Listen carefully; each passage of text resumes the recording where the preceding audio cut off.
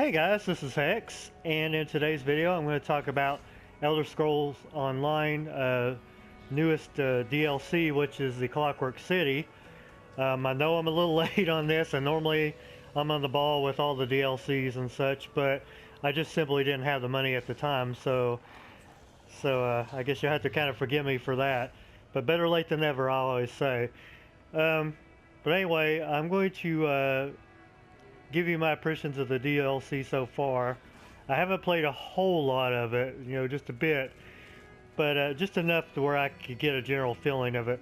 But in the meantime, before I do any of that, I'm just going to go ahead and tell you how to actually acquire this DLC if you're new to Elder Scrolls Online and you actually want to get this. So what you want to do first is you want to go to the PlayStation Store and get, X amount of crowns, what you pay for with real money. Now, what you want to do is you want to go to the crown store, and you might be tempted to get it in the feature section because you see it right here. But if you're looking to save money, I wouldn't get this. But if you've got like a lot of money to spend, this is some really good option. It's a really good option because you have you'll be able to get a pet, a mount, and some crown experience scrolls. But some people might think that this is the only one you can get, and that's not true.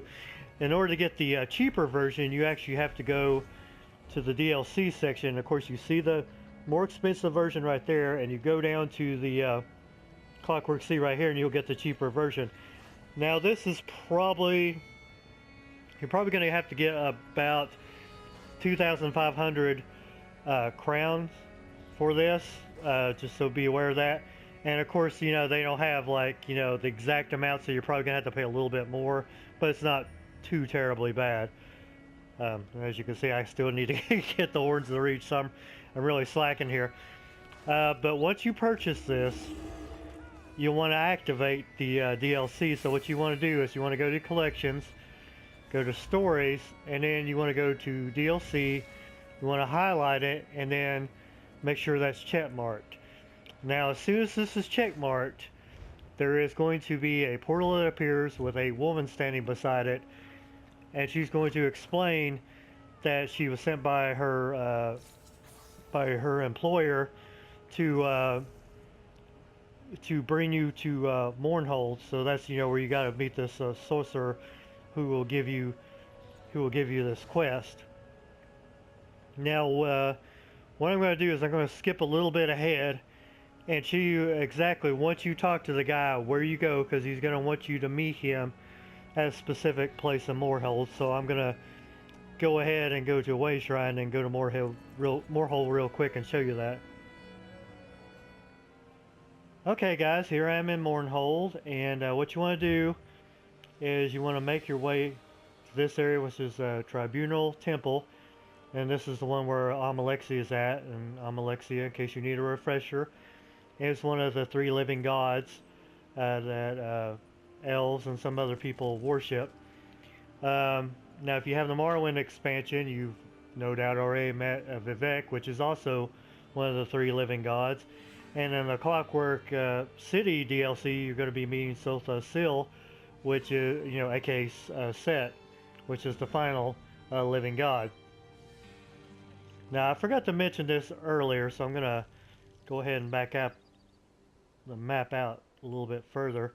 So in case you're wondering where this is actually located, right here is Clockwork City.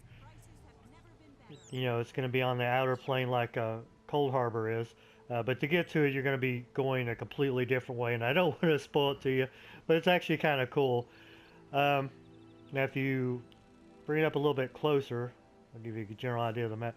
Now, this is the area. Now, while it may not look, impressively big, it does have quite a few things in it, including a new trial, I believe. But as you can see, I haven't really thoroughly explored it yet. I'd say, at a guess, it's probably,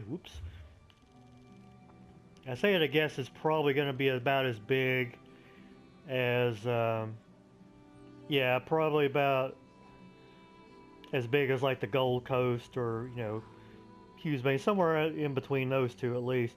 But still, that's more land for you to kind of run around and explore. So to me, it's still worth it either which way. Plus, you know, you're going to find like new armor sets and so on. But anyway, once you talk to the saucer guy, he's going to ask you to meet him outside of Mournhold near this waterfall. So through some clever quick cuts, I'm going to cut us directly over to that place, and I'll show you where it's exactly at on the map. Okay guys, so right here is where you need to be on the map, and as you can see there's a waterfall right here, and you can see an opening, which of course you'll meet the saucer guy, and you just simply go through there. Or, you know, if you've already been there, you can use the portal that's, you know, it's where that guy is at right there. Okay, that was weird. But anyway, what I'm going to do next is I'm going to show you just a bit. I'm not going to go through there because I don't want to spoil it for everybody, but I will take you a little bit into the Clockwork City area. That way you can get a good sense of what the land is like. So I will see you in a few minutes. Well, actually a few seconds with a little quick cutting. Alright guys, here we are currently in Clockwork City. You know, and of course you might be thinking, wait a minute, this doesn't look much like a city. Well, I'm going to explain here in a minute. Because like on the map, up here is the actual, you know, the brass fortress. But really, in a sense, everything here is the city. And because it's kind of like contained in its own plane, and you'll understand once you play. But if you take a look at the land at first, you know, you can say, yeah, it looks gorgeous, but like, what's so special about it? Well, the thing is, everything here is metal. Like everything. The trees, the grass, it's all metal. The water you see right here, that's oil. The creatures that you will see,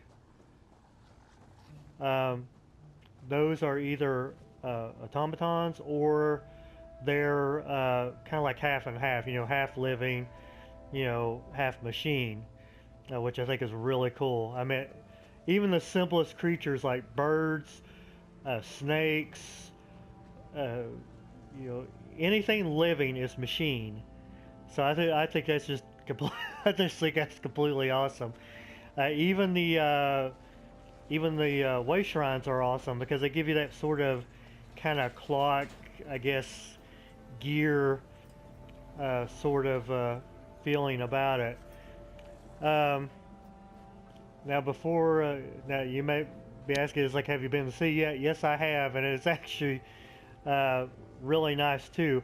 Now you might get the impression at first that it's sort of dwarven-like, and you know, and I could kind of understand that. But once you kind of run through the city and kind of look at things, you know, that's out and about, you'll soon discover that it's much more complicated than anything that the dwarves had ever made. And don't get me wrong, the dwarves, you know, in the game made some pretty cool stuff, but this blows their stuff away. I mean, they have these.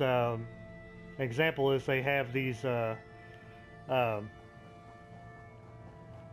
mechanical men called factotums that serve as guards and also as, you know, maintenance, and they're pretty much like robots. Oh, there's a slide. I did not see that. I need to get that. But it's but they're pretty much in a sense like a robot. They actually can talk, and they pretty much, you know, just look like a person in armor, you know, but they're, you know, actually a machine. So it's really cool looking. But that's all I wanted to show you guys for today. I just wanted to give you like a kind of like a little bit of how to get into it, and just to, you know, kind of give you a little teaser of what it's about. I may do a gameplay at some point, just a brief gameplay of just running around here and just, fighting various things just so you can get a little bit more of an idea of what to expect. But before I go, I want to say one thing. The viewer count right now is down. I mean, it's horribly down. I think this is in large part due to people not being aware about notifications. And if you're new to this channel, or if or if you've been around for a while and you're not really aware of this particular option, I will tell you this: there should be, I think, close to the subscribe button, there should be a bell icon, and if you click it, you'll get notifications whenever I put up a new video. And I think that's what part of the issue is where people are not getting the notification, so my videos are getting lost in the shuffle. So if you just click that, you're automatically going to get notified. Oh, wait a minute. What do we have here? Oh, check this out, guys. It's a Clockwork mouse. You can see like the little, it's like a little wind-up. Let me see if I can kill it. That's usually what you get out of that Clockwork oscillator. See, I told you everything in here is mechanical. But anyway, that's all I wanted to show you guys for today. Give me a thumbs up if you like this video, and please subscribe if you haven't done so already. And I hope to talk to you guys real soon. Take care.